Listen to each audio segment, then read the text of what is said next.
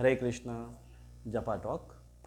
हम आज 4 यस के ऊपर चर्चा करने वाले हैं, जो हमारी चैंटिंग की क्वालिटी बढ़ाने के लिए हमको हेल्प करे और हमारी साधना किस प्रकार से होती है, साधना, साधक, साध्य और साधन, इसके बारे में अगर हमें जानकारी हो तो हम अच्छे से अटेंटिवली चैंटिंग कर सकते हैं।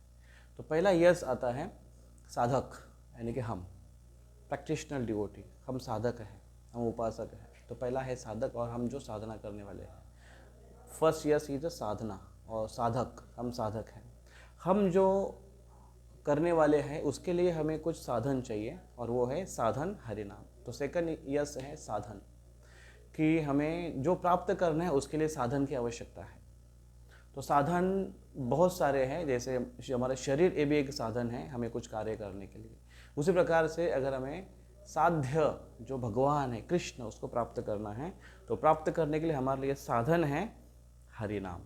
तो हरिनाम प्रभु ये साधन है और साधक उसके लिए साधन है हरिनाम। लेकिन वो साधन को लेकर हमें करनी है साधना, और वो साधना है भगवान के नाम का जाप।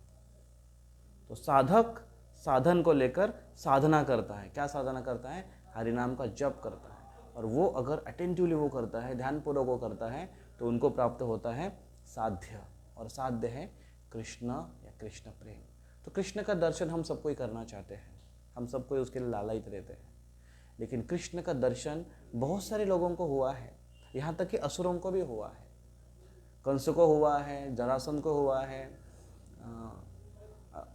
और अश्वत्थामा को भी हुआ है, या फिर शिशुपाल को भी हुआ है, जो कि बचपन से कृष्ण को गालियां देते आ रहा है। तो कृष्ण का दर्शन होने से उनको लाभ हुआ, बिल्कुल उनको लाभ हुआ, लेकिन उतना लाभ नहीं हुआ जितना कि होना चाहिए था।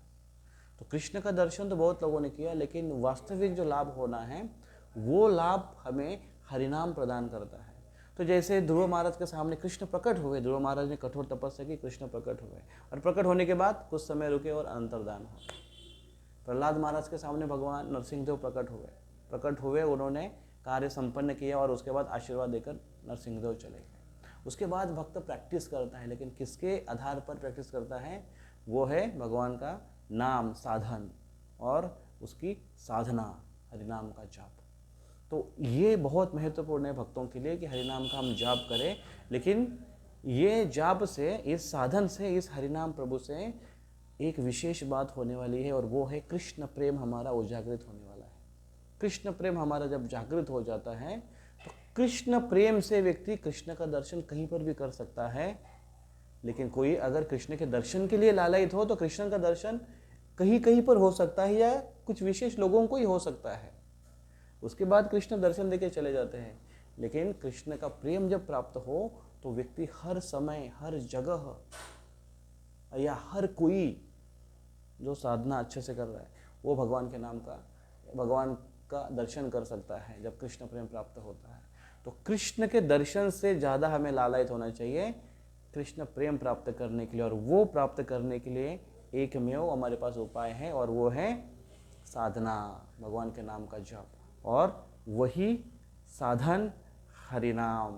तो ये हरिनाम का आश्रय लेकर हम कृष्ण प्रेम प्राप्त कर सकते हैं। तो कलियुग में हरिनाम बोला गया है, बहुत शक्तिशाली है। तो हरिनाम अधिक मर्सीफुल है, अधिक कृपा करने वाले हैं। तो आइए हम इस हरिनाम का आश्रय लेते हैं, और जिससे हमें परफेक्शन, जो कृष्ण प्रेम प्राप्त होना है, उसके लिए हम प्रयास करें। हरे कृष्ण।